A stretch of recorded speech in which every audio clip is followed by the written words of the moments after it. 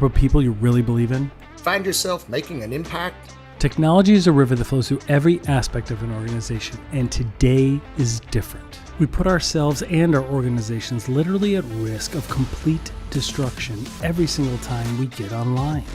One click, one distraction is all it takes. Hi, Cybercrime Junkies. This is your host, David Morrow, along with co-host Mark Mosher. Come join us as we explore our research into these blockbuster true crime stories, along with interviews of leaders who built and protect great brands.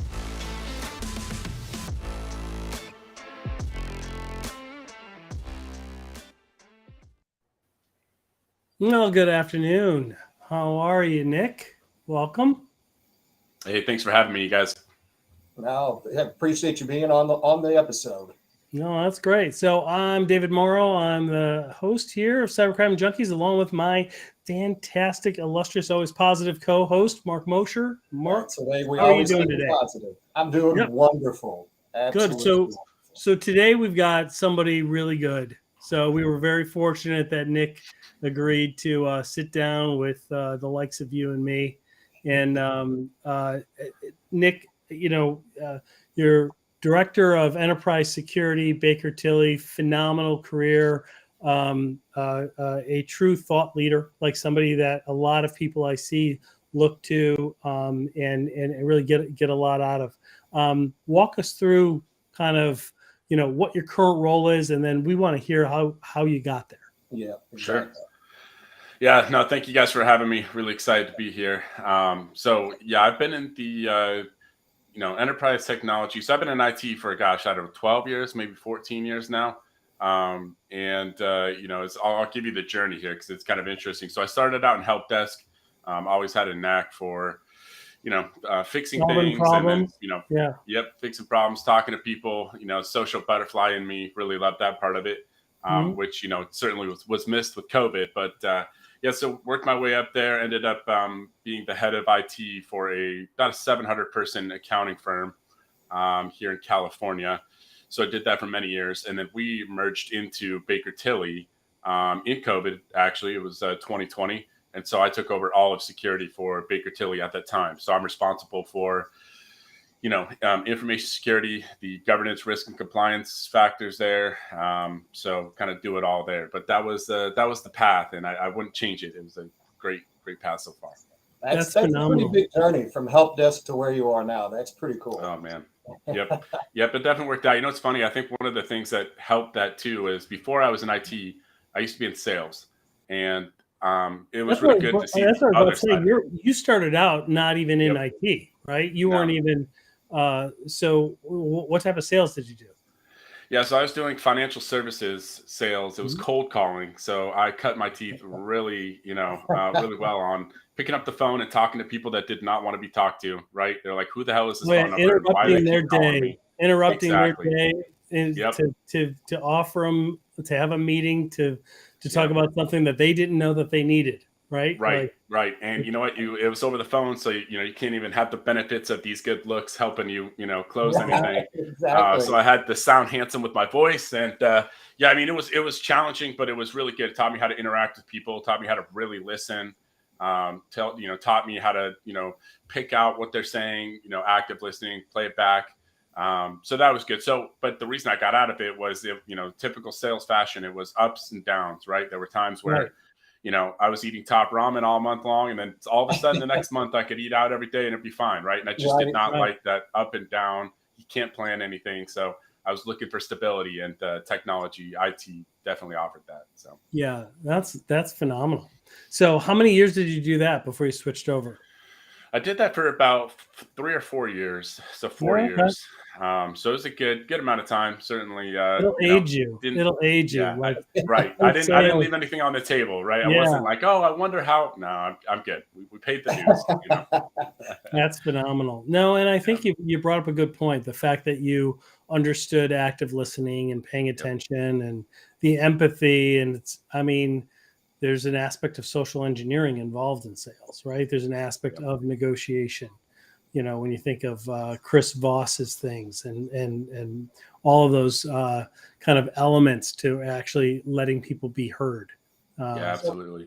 I mean, behind all the computers are During people, that- right? So Yeah, right. Well, during that journey, during your career path, did you do any formal training? Did you get any certifications? What did that look like? yeah, so good question. So I am actually, I do not have a college degree, which is surprising to a lot of people. But you know, I did go to school. I went to CU Boulder for a year and partied my way right on out, and Right off- realized that college wasn't quite the path for me. But you know, when I got into help desk, I realized quickly that, you know, the certifications would be a great stepping stone to elevating my career, right? Because Yeah. you know, I saw that the path forward was to be a technical expert, and once you can get those skills down, then you can go into leadership, and that was the path that I took. So to me, the certifications really were about learning. It wasn't necessarily about, you know, getting a plaque and, you know, being able to tell people that I have XYZ certification. It was more for me to learn, because I didn't have anybody that was a mentor or able to kind of teach me what the route should be. I just figured all these certifications have all this great material I could learn. So I've just stacked them up over the years. I mean, today I sit at 46 different certifications. So I've had them all from, you know, CISSP to CISM to you name. Let me tell you, if you string together 3 letters in the alphabet, I probably. I mean, 46 is an impressive lot, Nick. Yeah, I mean, it's a lot. That's quite a bit. It's a lot. How did you, now, when you were first, you know, because we get this question a lot in the community, in the security community, people that want to advance their career, whether it's in security, technology, it's such a broad field, or even just enter in the first place. Is where you started, meaning the first couple certifications that you got, was that dependent on the role that you were seeking at the time? Meaning you started in help desk, did you start with just Cisco certifications, standard certifications first, like network certifications, things like that? Or did you go straight into security right off the bat? No, so that's a great question. And for me, I went with, you know, agnostic and generalized certifications that were foundational. So I started with the CompTIA circuit. Yep. So I started with A+, Yeah. then I went to Network Plus, then I went to Security Plus. So I got that triad there. And to me, as a security professional now, I'm so glad that I went about it that way, because ultimately in security, you cannot protect something that you don't understand, right? Exactly. And you see that a lot with, you know, people that have come into security from a non-technical path.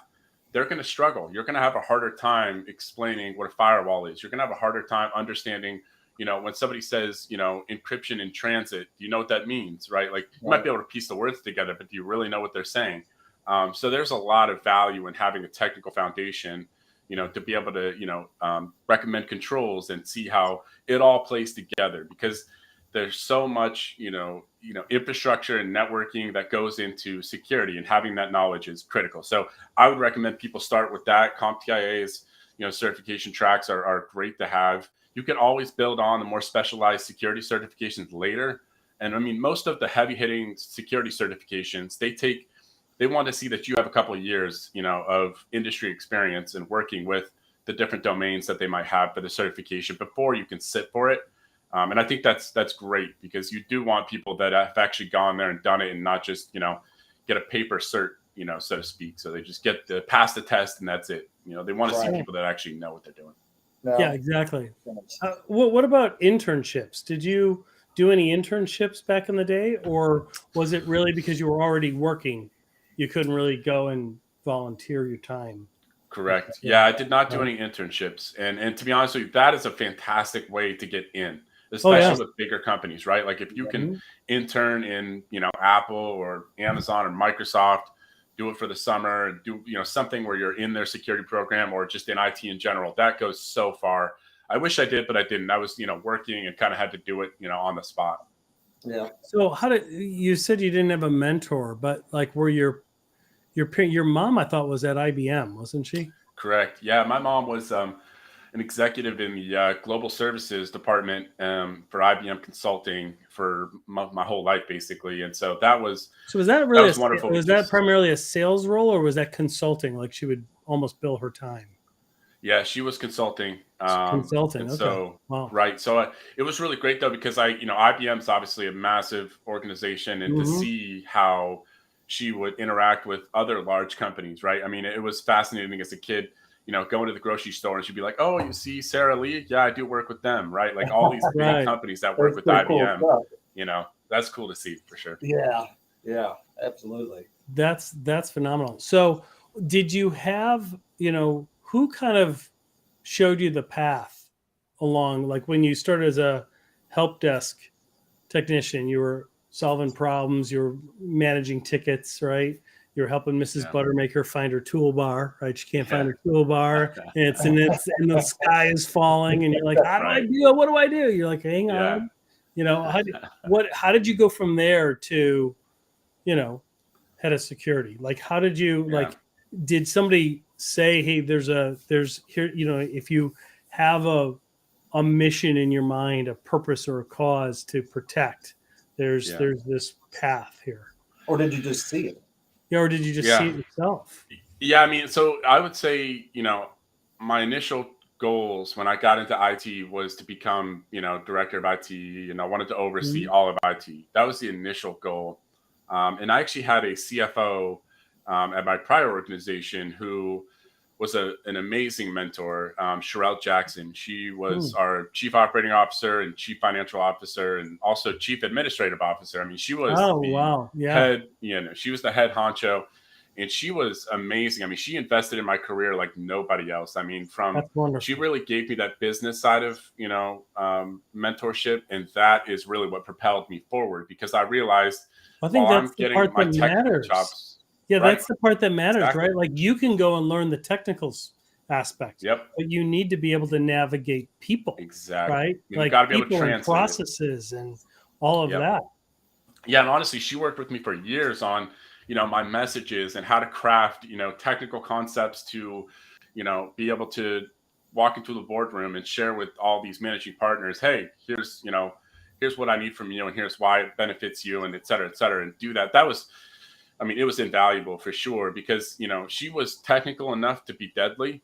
Right. But she was to be able to have that ability to say, "Hey, well, hold on a second. I understand what you're saying, but they don't. You need to shape it." And she worked with me for years. And that was honestly, for sure, the most, indebted I feel to anybody would be to her, because being able to have that knowledge from the business, what they want to see, what matters to them. Because a lot of times you see technical IT folks who care only about enterprise technology, who care about IT rather. So they are thinking about things from that lens, not seeing the bigger picture. And she used to have the saying that at the time it used to bug me, but now I really get it. What she had said was, "Is this a problem or is this an IT problem?" Right. So it would help me frame that of like, "Oh, this is something that I think is a problem because it impacts my department, right? Not the business." So. Right. Well, that's not an easy skill set to get. Like, how do you take raw technical data and turn that into a business case that you can, in layman's terms, explain to somebody and make your case heard and understood? That's not easy. No, you're definitely right. It's not easy at all. And that's something that, it takes iterations and volume of doing this over and over and over again. But then it also takes the platform to be able to, express that. And she gave me both of those, right? Working with me to tune the message and then give me the platform to go speak it. So that really helped me out so much in so many different ways. And, ultimately what got me into security really was actually our first major incident that we had at that organization. Oh, wow. And it was so big that it showed me that all this training and all these certifications and everything I've been learning and practicing on a smaller scale, it became real, right? Because we had an insider, event that happened. And once that happened, it showed me, wow, that's a great I'm good segue. at this, right? Look at that segue. But that's a perfect segue. So shifting gears here, what I really want to ask you about is insider threats. Like insider threats are growing rapidly. And when people think of insider threats, they think of, well, we don't employ criminal adversarial hackers. We're going to be fine. And I'm like, no, like an insider threat can be a couple different things, right? It can be a negligent employee. Right. Yep. That's an insider threat, just recklessness. Right. Yep. It could be sloppiness. It could be people working from home that are just saving things on their personal drives and shadow IT, connecting devices that the IT department doesn't know. It's not standardized. So how are they going to protect the organization? But meanwhile, you're still logging into the company network, getting access to all this privileged information. And then there's just rogue employees, disgruntled employees, people that just don't like the brand and leave. Yeah. And they don't care if they're getting fired because they're on their way out anyway. They want to be gone.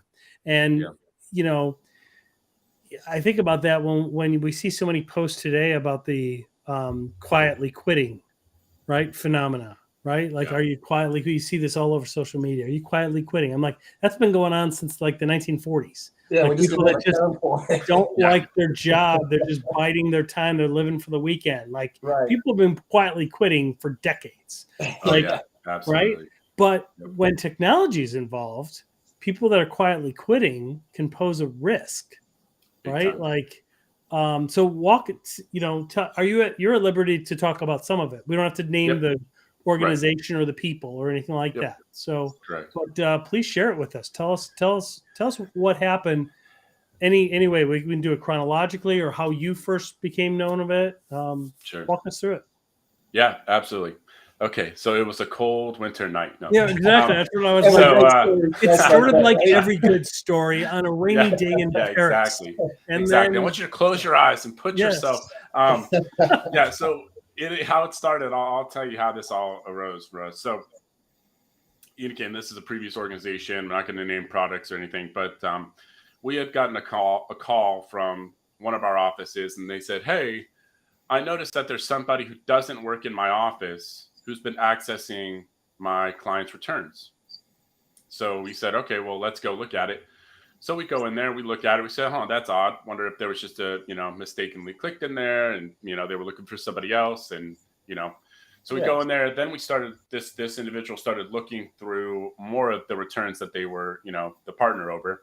And they found that this individual who was not in their office had gone into almost every single one of their, primary clients. Oh, okay. So let me back you up. So let's back up. So when you say not in the office, you mean they still worked at the company, at the group, but they weren't like assigned there. Like they shouldn't internal access. Be in there. Yeah, they shouldn't have been in there. They should not be in there. Correct. Yeah. Okay. So our work is, at that time.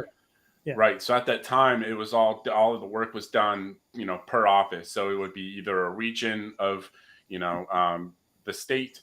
That would be, anybody who's a client within that area would fall in that office, and people that, went to work in that office would work on those type of clients. So we ended up calling this individual that we saw, had logged into these files, called them, and they were in denial. They just said, I don't know what you're talking about. I haven't gone into there. I don't even know who those clients are. Maybe my account was compromised.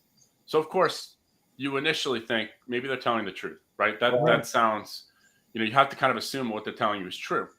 Right. Well, then almost simultaneously, we had another call from a different office. Somebody said, hey, there's somebody who, again, is not in our office.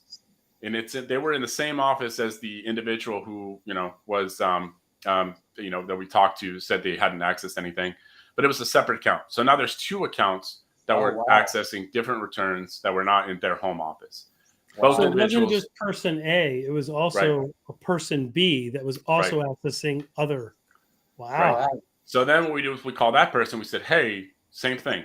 If you, then that individual's denied it. Same thing. You know what? I've never accessed that. I don't know who that is. So then I kind of got smart and started thinking, I wonder if maybe they've left their passwords out. So I asked them, hey, have you ever shared your password? And the individual says, yes, I've actually shared my password to some of my staff. Sometimes they need to go in and do things while I'm not there. So, I'm sorry, but I've done that. So we take the initial steps. We reset everything, make sure, nobody can do anything. If it was a compromised account, they would not be able to do anything further. Right. Then we go through and we pull the logs, right? And we get in deep and we start seeing. Because you'll be able to see who, like where they were, right? When they logged in. How long they were in there, IP addresses, correct. Right. Yeah. Yep. So then we contact the vendor and we say, hey, we need to start running some reports. You guys could probably see more because this is a SaaS tool. So we should be able to see, really what happened. So we pulled this report and it was shocking. We found out from, it was probably over a 7-month period that both of these accounts had been used, usually not even during weird hours, but they were, kind of right after somebody would have gone home. That's when I kind of picked up that this might have been somebody that was, worked at the company and knew this person's schedule. So let's just pretend that this person were to come in at 8 a.m. every day. The logins would go up right up until 8 a.m. They would stop around 7:50, 7:55. They would stop. And then they'd pick up all after before they that, left. Right after they left, they would go back in, and they were basically downloading all of these return files. Wow. Right? So what we ended up finding was that this was actually a bigger scheme. And by the way, this story gets crazy. I mean, we're about to get the FBI involved in IRS, and there's some interesting elements here. Whoa. Okay. So we find out that there's, there was a large number, over 1,000, of these files that had been accessed. So that's when we picked up the phone immediately and called the IRS and said, hey, we need to make sure that, nothing shady is going to happen with these returns. We have to protect our clients, right? Because we still don't know what's going on. Well, then we start getting phone calls from various offices. People were saying, hey, we tried filing so-and-so's client returns, and we're getting bounce backs from the IRS saying that They already filed. They're already filed. Oh, no. Right. So they already filed. So then we kind of said, okay, well, this is obviously a bigger problem. So we need to obviously notify these clients. We need to, so we did the whole, notified. We think something's going on. We're still investigating all that. And everybody was very receptive, right? Because nobody had any material loss. It wasn't like, their credit card get taken and they're being charged. Then we start getting closer and closer into the logs, and we start noticing this person, whoever's doing this, is using a VPN to cover their traffic. But there were several logins where they did not use the VPN. And we tracked it to in 2 locations. One was the office. We knew it came out of our office at one point. And 2, So it was headquarters. We saw it about 10 miles from the office.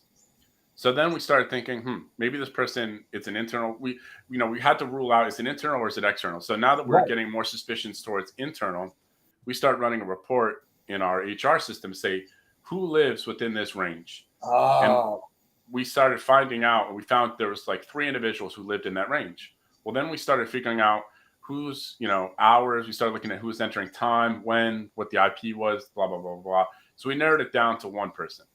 Wow. So now we had a pretty good indication that, there's a lot of smoke that this person is likely doing something.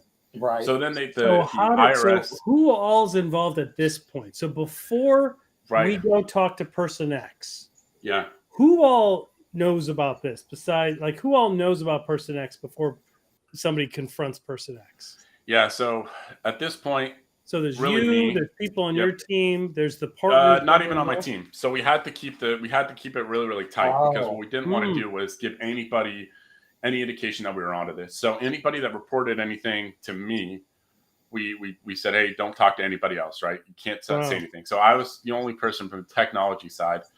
There were 2 high-level partners in our organization, the managing partner and another individual who would be the head of our firm. They were in the loop. They knew what was going on, and then also our HR people. We also brought in our breach coaches because we had thought maybe we had been breached, right? So initially, our incident response calls for that, so we brought them in. We had our lawyers. They knew something was going on. Our lawyers advised that we should call the FBI because this could be big. So we call the FBI. And that was an interesting experience, right? Because, tell us about that. TV shows. Walk us through that.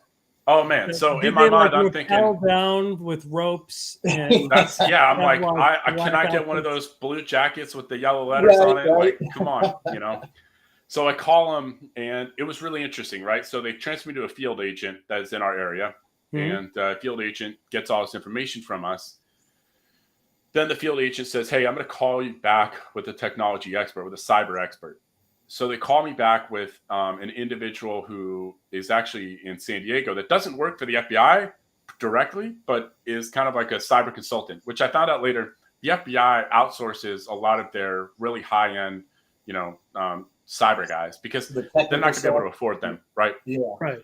So this guy walks me through. I walk him through what's happening, what I'm seeing, what I think is happening. He's giving me a few more ideas. Hey, check that, check this. But yeah, everything you're doing, it looks like it's right on the track. So then we ended up saying, okay, so we think it's this person.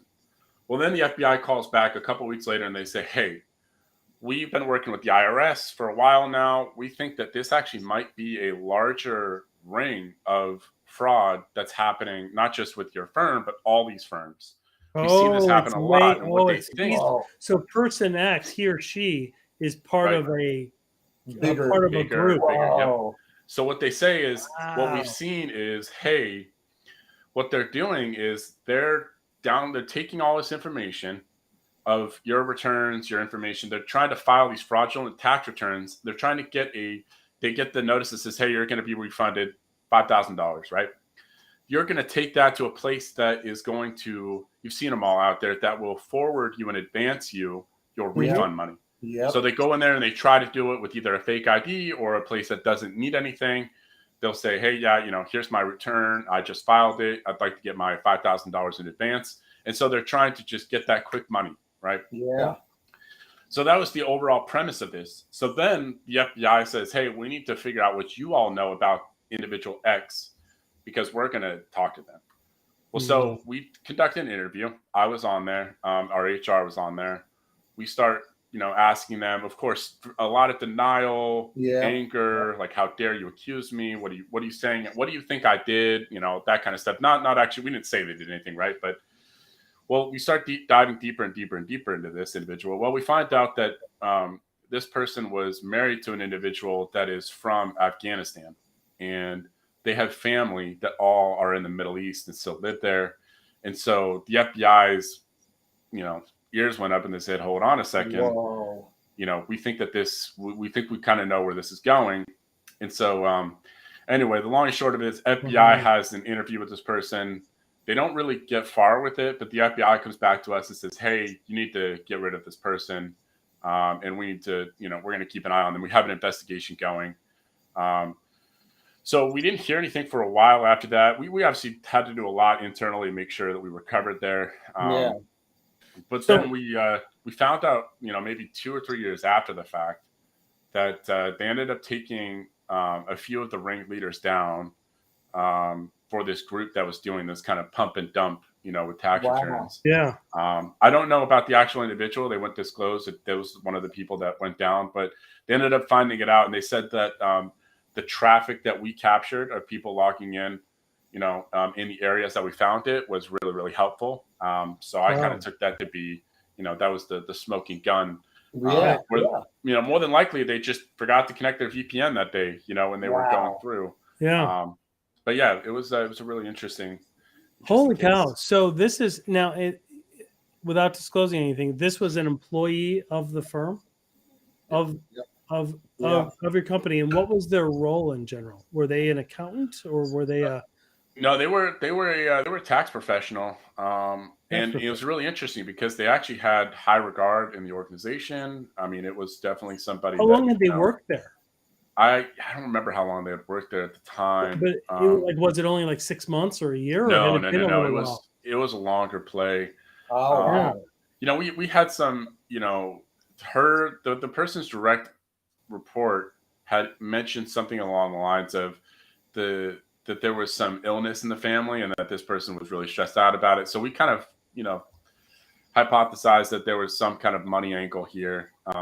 And unfortunately, all this stuff is all conjecture, right? Because we don't know if this person ever got, nailed or if it was, this individual at all. But, there was a lot of smoke there and we feel pretty confident. Yeah. Holy cow.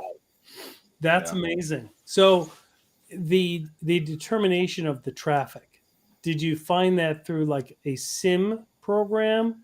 How did you capture that? Or just manual log review? Yeah, so we found it out. The SAS tool itself kept a log of the IP addresses that were used to log into it.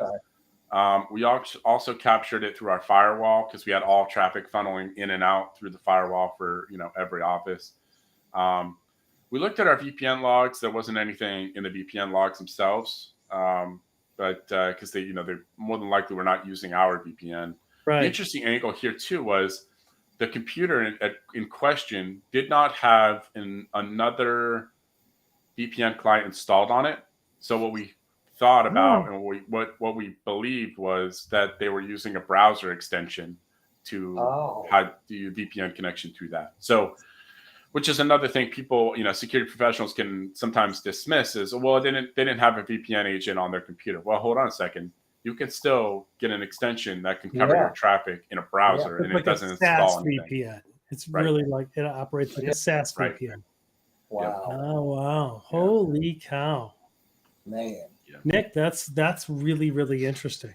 Yeah, and that honestly, it was mind blowing. One, to see how well the FBI and the IRS work together. It was great to see, because we had to notify people. And the good news is we didn't have anybody that actually had material loss from this. Right. Yeah. That was fantastic news. That's what we cared about, right? Like our number one concern was let's make sure that our clients are okay. And ultimately, they didn't have any success filing the returns. So we were, everybody came out, without any issue. We ended up having to supply, identity monitoring, which is pretty standard for any kind of incident. But ultimately, we kind of, got grazed there. But it really opened our eyes to the insider risk of, even if you think somebody is a stellar employee, there still could be a risk there. You don't know what's going on in their personal life. Are they tight on money? Are they stressful at home? Yeah. Whenever I hear, we do a lot of research on true cybercrime stories. That's what we love. But I got to tell you, like, what I always look for is, okay, how could this have been prevented from the beginning? And so often it's like, oh my gosh, it's basic fundamentals, right? Yeah. But here, I don't know how this could have been prevented. What do you think? Yeah, we talked about it after the fact. Were there any signs that we could have picked on before? Now, from a technology perspective, that's a good point. Like, is there something you could have in place? Yeah. Endpoint detection, some type of anomaly visibility, having an outsourced SOC looking at this. Could they have been able to detect something like this? So the big tool set that we did not have, and again, this is probably five years ago now at this point, maybe even longer. But at that time, that organization did not have a SIM tool, right? So your system event information and event management tool, which that would have been able to at least tell us more actions that have happened on the machine. And I think the other element was they may not have known what it means, but they would have said this is an anomaly. Exactly. Right? We would have had concrete evidence at that point, right? Yeah. And I think the other thing that I wish we would have had at that time would have been content logging for web browsers. So, something that could tell us specific traffic, because we could see patterns. This is how we realized that at the time our networking stack was not that great. We had kind of hit the easy button and done something that probably wasn't really enterprise grade. We were a small organization, so we didn't necessarily need something like that, but we didn't spend the good money on it. So what the logs had shown were unknown website, right? Or, but we could tell that because one detail I forgot to mention was the returns were getting downloaded, then they were being uploaded in the browser to, some sort of, Google Drive or OneDrive, something that was taking that information. So there was nothing on the computers themselves. It was getting downloaded. We could see the download traffic, and then we could see the upload traffic, but there were nothing that we could see on the computer or forensically. Wow. Yeah. What a perfect example of, and we talk about this all the time, the human factor when it comes to cybersecurity, right? Like you could have had dual redundant $40,000 Palo Alto firewalls, and it wouldn't have stopped this at all. Right. It's that human factor again that always comes into play. Yeah. That always comes into play. So I think when I looked at the situation, I knew, that there were some tool sets I wish we would have had, but you can't stay in that zone too long because every security professional can think of, what about, because come up with that list, right? Right, exactly. And no sooner do you have 7 things than the exploit is going to come through the 8th thing that you didn't have, right? Like it's just it's just about layers, and with budget and planning, there's enough layers to keep out most of it. Right. So Yeah. And I think, one thing I do think of, and I try to do this for my own team, because there is obviously, in security, you have concern for anybody that has substantial privileges to your environment, right? mhm. Your global administrators, whether they're on the networking team, the infrastructure team, or security. And one thing that I started doing many years ago, and I still do to this day, is anybody who works for me, we do full blown personality assessments. And the reason I do that Wow. is I want to know what drives this person, right? Is this person somebody You that's do a full blown driven like by material things? personality Right. trait Driven assessment. by relationships. Like, it's Hmm. the people that Wow. are driven by connections and relationships. If I notice that they've been soured and hurt by somebody on the team, that's a good indicator for me. Hey, this person could be, upset and could therefore do, They're you at know what I mean? risk. Like, Yeah. it just, right. It kind of puts you into a more of a trying to understand things from a bigger picture. It's not perfect, but it at least gives you, some more data points that you otherwise wouldn't have. Well, it's a different theoretical framework to view the Right. scenario, right? I like Right. that. Yeah. Yeah. That's Now, Because, pretty when you slick. look at people, you almost sometimes project what you think and what you would do and Yeah. how you would handle a situation onto them, mhm. And so this kind of eliminates that from happening, where you're saying, oh, well, this is why this is important to that person, or I could see how they could have gotten here with that because of, their Yeah. personality. So No, that's a good leadership move, like assessing their personalities. You had talked previously about some advice you got from a C-level person once that kind of changed the trajectory of how you led. Can you share with us what that was? Yeah. So this is the same boss, Sherelle, that I mentioned earlier. And many years ago, this is probably 7 or 8 years ago, maybe even, yeah, Shout gosh, out to coming up on a Sherelle. decade. Where is she Yeah. today? Where is she today? I believe she's doing her own consulting nowadays, leadership consulting. She was, Oh, had done the COO gig for a while there, but I think now she's doing her own thing. But she great. had, so what had happened was I was at the time, I was the manager at the help desk without the title. So I Right. was yeah. doing everything, but I didn't have the title. Super disgruntled, but I never shared it. So I was holding it Right. all on my shoulders, didn't say a word, just figured that, I'm going to be a good old boy. I'm going to do everything I should be doing, and they're going to promote me. They're going to give me the pay, et cetera, et cetera. And to the point where I just killed myself. I mean, I was driving, an hour and a half each way to an office that wasn't even my home office every day, just because I thought that they would want that from me. Wow. Wow. And so, I'd just gone through all these things, and finally I had enough of it. And instead of talking to her, my boss, or, anybody else, I went and found another job. And so I Mhm. got an offer lined up, accepted the offer, went to go put my 2 weeks notice in. And it was really funny because I walk in there and I say, hey, Sherelle, I'm putting in my notice. And just her jaw hit the floor, and she was like, shut the door. And I'm like, what? Shut the door. And she's like, this is left field. How did this happen? How did you get here? And what I really appreciated about her is we sat in that office for about 3 hours and we talked Wow. through Wow. everything. She was like, tell me everything that you're unhappy about. What happened? How did we get here? And she just said, let it loose. Like, if you're going to leave, you have nothing to lose, go for it. Mhm. And she gave me that freedom to share. So I said, yeah, Right. I've been traveling too much. I've been, working on weekends, and I'm not being paid. I just went on for 3 hours. Yeah. We talked about everything. And when we came out of it, right at the end, she said to me, here's what I want you to do. Write down a list of everything that you want. And even though I might not be able to meet it, I at least want you to get it all out on paper. What do you want? And then also right next to it, what do you not like that you're doing? Write those two things down and give it to me. And that way I have closure on my side, knowing that I tried everything, and that's how she framed it. So I went home and I did that exercise. I said, okay. And I remember giggling with my wife, saying, like, this list of what I want is crazy, right? Like, there's no way. So I wrote it all down, everything I wanted. I want to work in this office. I want this much money. I want this title. I want these certificates, all of it, right? Then I wrote down the things that weren't working for me. I hate flying to San Francisco every single week. That's, Mhm. terrible. I hate driving to this office, 5 days a week. I want, all. So I listed everything I didn't like, brought it all back to her. She looked at the list of everything that I didn't like, and she said, you have my permission to not do any of those things anymore.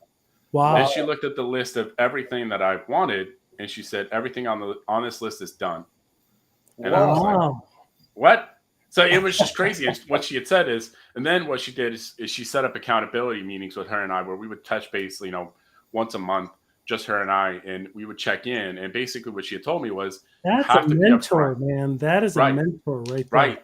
And what she had said is, you cannot suffer in silence. I can't fix any problem that I don't know about. Exactly. And it was kind of that unlocking in my mind of like, oh, damn, this is, and of course I was a little bit, a little bit shy from pulling the trigger and telling her these things when, because inevitably they come back up where you're like, I don't like this. So it took me a little bit to trust her, to say, hey, by the way, remember when you said I could tell you anything? And, gosh, this, I didn't really care for this in that meeting. We would have honest conversations, and that transformed my professional career, because that took me from, I'm never going to suffer in silence again. If I don't like something, I'm going to say it. But also, I'm not going to just be the bearer of bad news and bringing problems. I'll bring solutions, right? Hey, I don't care for this. How about we do this, right? And I'm going to bring it like that. But that has served me so well in my career. Now I teach. So as you manage other people, do you hold them to that same? Absolutely. Yeah. Do you mirror that same thought pattern now? Yep. Yeah, absolutely. So now I tell all of my team members, anybody who joins my team, anybody on my team, a couple things. I say, number one, your outside life is more important than what's happening here, right? Because I don't want people to kill themselves in the name of the company. If we have a bandwidth problem and we don't have enough staffing, that's not for that individual to kill themselves over. That's for me to solve, right? Right. So that's number one. And then I tell them, don't suffer in silence. And again, say the same line, I can't fix anything I don't know about. And then the other thing I do is set, quarterly one-on-ones where, these are the formal ones, right? I still talk to them more informally, but right. where we talk about anything they want to talk about. And that has shifted. I mean, I have my retention rate is insane. I mean, it's a high percentage of retaining folks. I don't even know if I've had somebody, maybe like 2 people in the last 7 years that have put in a notice and then actually left, I mean, in technology, that's, especially in today's environment over the last 2-3 years, that's really speaks to your leadership qualities. 100%. Well, somebody said too once, and it had an impact on me. He had said to me, and I know this is a famous quote of, people don't leave jobs, they leave managers. Right. And that's so true, right? I mean, like, sure, are there times where the money has to be right and you need to go make a money move? Sure. But if you're making all the money in the world, but you work for, the devil himself, you're probably not going to want to stick around there, right? It's not worth it. So, working with people, and the other part of it too is there is, people aren't necessarily driven solely by the dollar, right? Like I've had people in the past that say, hey, 5 days a week is just tough for me. And so we would come up with a solution, be like, hey, you know what? You're really good. Why don't we do this? How about you work 4 days a week, 10-hour days, instead of doing 5 days a week? Take Fridays off.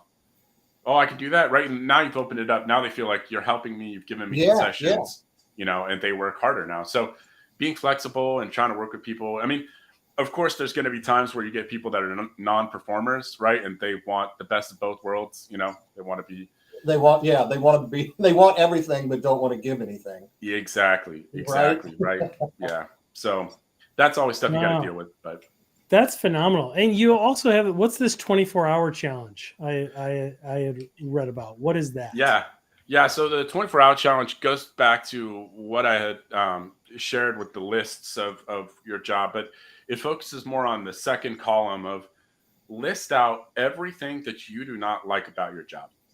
Mm-hmm. So listing out, I don't like doing this task. I don't like working with this person, whatever it might be, just list it all out, because then you have a record of it. Then think about what would need to change that, and write that down in the column next to it. So you could say, I could delegate this. I could, talk to my boss and say, hey, I don't really care working for this person, whatever it might be, just to come up with some kind of solution. Because coming up with that, you're going to get a really good, solid look at where you're at in your role. And you get a clear-cut idea of, is this something that can be fixed? Am I spinning my wheels? What's controllable, what's not controllable? Right. Exactly. And I think that's a really great thing to do, because a lot of us, you might be disgruntled today, but in a week from now, you might not remember what you were mad about or upset about or didn't like, right? And you kind of just take this on. So I think getting it out on paper is powerful, looking at it, and then try to solve for it too. And even if solving it doesn't actually fix the problem, that you at least know that you've tried, right? You put it out there and say, hey, I tried to talk to my manager, say I don't want to work with this person, they're just too difficult, whatever. They said tough luck, suck it up. Okay, well now I have my answer, right? Now this problem isn't something that I'm thinking in my mind like, oh, I wish somebody would just, get me off this team with this person, or I wish I would get this title, whatever it might be. Then you can take that and go actually find another job or do something that solves That's it. phenomenal. That's Yeah, great. that's cool. Great. Yeah. Great perspective. Great advice. Yeah, Nick, that's really good that's stuff. phenomenal. We That's really really good. I think that's a really practical, useful way, because it not only is just like, oh, here's my list of complaints. No, you have to come up with the solutions, whatever you believe they could be. And Right. it also, if you do it right, it's not just a process. You're actually gaining insight of yourself in your own context of that role. Yeah. So And you might phenomenal even advice, be solving these man. problems, right? You might Yeah. actually be able to solve the problems that you didn't think would be solved, right? Yeah. Yeah. Phenomenal advice. Yeah. That's great. stuff. Yeah. Well, Nick, Ryan, thank you so much. We appreciate it. Yeah, Thanks that so was much really for good. joining, man. This will not be the last time we No. get together. Yeah. I promise you that. Yeah. We will talk again soon. Man, this is great. Baker Tilly has got a phenomenal security leader with him. So Yeah. Yeah, I appreciate it. Truly Thank is. you guys for having me. It's a great conversation. It's always good to, think about some of the things that have happened. And, I know that sometimes it's challenging in the security space to share stories because you don't want people Right. or organizations to look bad. But ultimately, we have to share something to be able to, get people well, we thinking have about, to, right? Yeah, and that's Yep. that's exactly So we right. need to improve. Yeah, because we all have to just keep on. So thanks so much, Nick. We Nick, appreciate thank it. you very much. Yep. Thank you Appreciate guys. it, bud. Appreciate Talk it. soon.